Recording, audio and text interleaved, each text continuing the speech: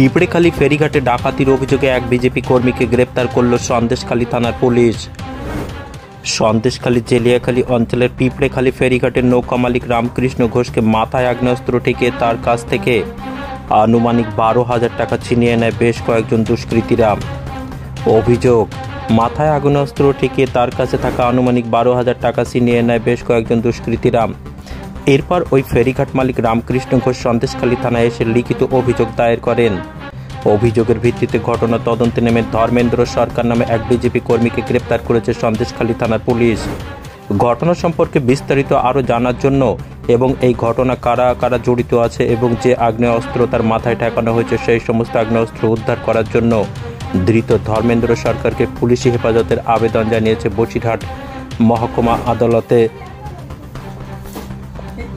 MS news Bangla চ্যানেলের পরবর্তী খবর সবার আগে পেতে ইউটিউবে চ্যানেলটি সাবস্ক্রাইব করুন, ফেসবুক পেজ ফলো করুন, ফলো বাটন ক্লিক করুন, সেই সঙ্গে খবরটি ফেসবুকে প্রচুর পরিমাণে শেয়ার করুন।